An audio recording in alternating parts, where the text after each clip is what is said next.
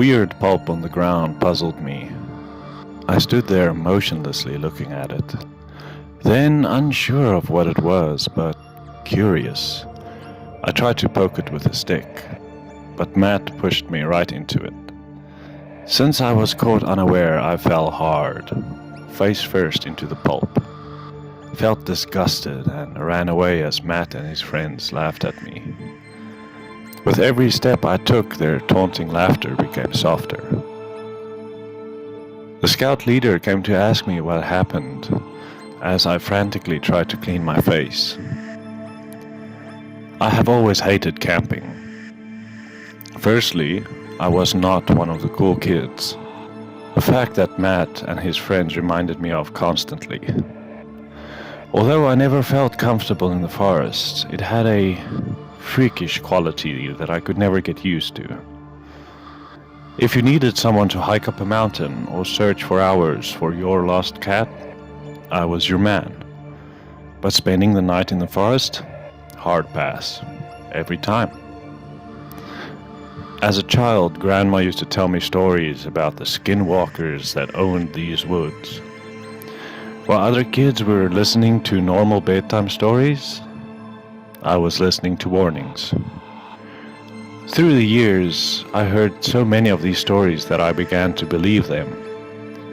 I began to feel that just because you didn't see any evil, didn't mean it wasn't there. Now, after Grandma died, I continued reading about skinwalkers.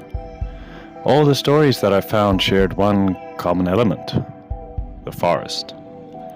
These terrifying human beings could morph into semi-animal forms, embracing the woods, their hunting grounds. I grew more uneasy as the day grew older, because I knew nightfall would come soon. But of course, you can't postpone the inevitable, and my anxiety consumed me when everyone began calling it night. I was thankful that I shared a tent with Theo, my only friend here. Unfortunately, Theo never had any difficulty falling asleep. He dozed off before I even got into my sleeping bag, and the sounds of the forest began to fill my ears as I tried to fall asleep. I must have been exhausted after a day of being the victim to Matt's cruelty, because I managed to fall asleep.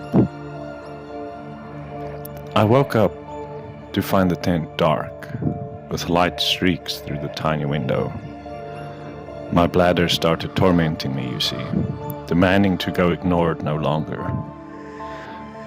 My hands fumbled around in the tent awkwardly, until they found the flashlight. Trying not to make too much noise, I got up and unzipped the tent. The air was cool and crisp, and the stars shone brightly, decorating the night sky festively.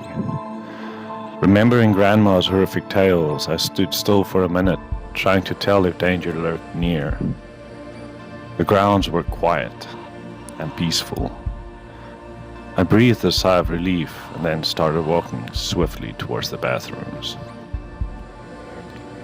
As I approached the bathroom, I jumped when I saw a figure leaving the lavatory.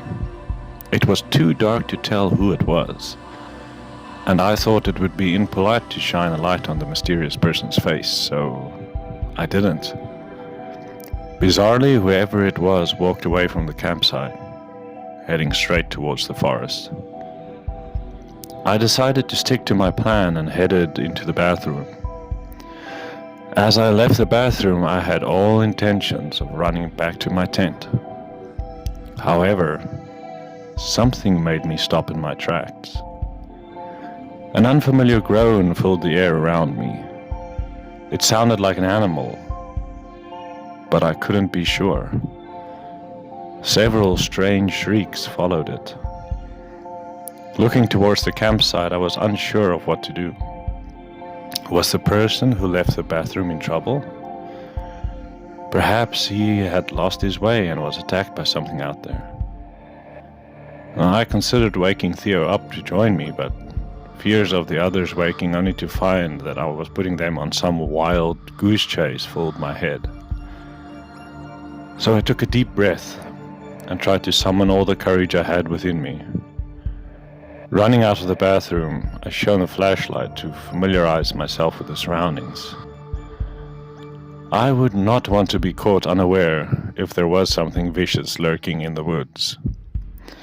I gasped as my flashlight lit up bloody spots on the ground with some torn clothing scattered around. Trembling, I stepped closer, and the leader badge on the bloody clothing caught my eyes. Oh, hell. I thought to myself, trying my best to stop the images flashing through my mind of our leader being torn to shreds. I walked briskly, careful not to make too much noise. An eerie silence fell on this neck of the woods. Every movement I made seemed to echo through the trees. I took a few more steps, but suddenly I couldn't get myself to go any further. It had been foolish to venture into the woods alone, so I decided that I would take the bloody clothing and show Theo. He would know what to do. Walking back, I planned to retrace my steps. That is when I realized I couldn't find my way back to the campground. The forest had changed somehow. Turning around in circles in a frantic effort to find my way back, I noticed that the ground felt different here. It was soft and squishy. Looking down, I was filled with horror when I saw that I was standing on a carcass, spilling with flesh and bones.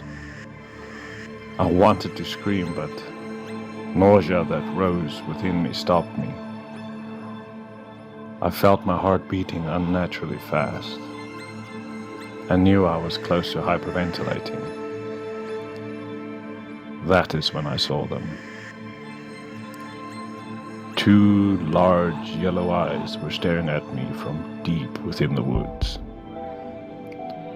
I jumped when I felt movement behind me.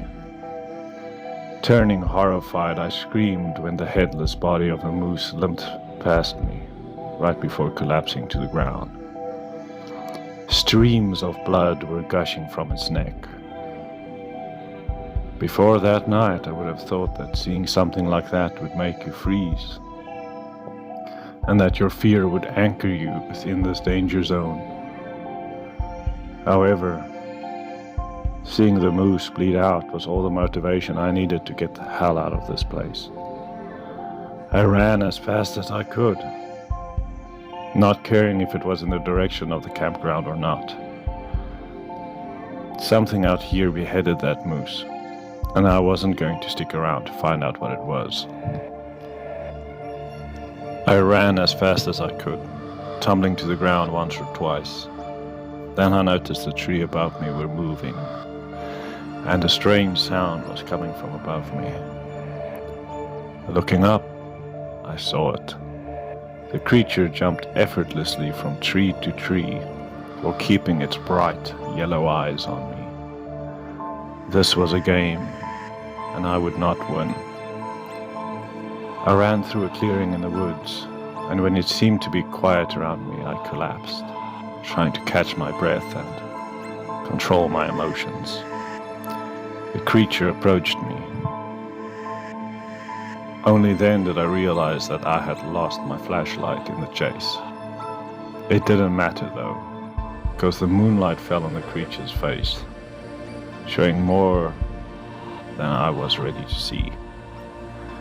The creature had a marred face with protruding nose like a dog's, but it had an odd, man-like quality. Its naked body was semi-covered in fur. Its hands prolonged and its fingers ended with sharp claws. Its legs bent like a dog's. It was covered in blood, with its face covered in scratches and open wounds, especially near its eyebrows and cheeks. With a swift movement, it let out an ominous long howl. Finally, that was it. I let out one final scream as I fell unconscious to the ground. The following day, I woke up in a hospital bed. I couldn't recall much of what had happened, but my scout leader told me he heard a loud scream, and then found me lying unconscious in the middle of the forest. I couldn't remember anything from the previous night, other than I saw a lot of blood. I was being chased by something, and I had never been so scared. One thing which kept bothering me was, I noticed something on the scout leader, which reminded me of something, but I failed to place it. Then, I saw the scout leader had wounds on the top of his eyebrows and cheeks.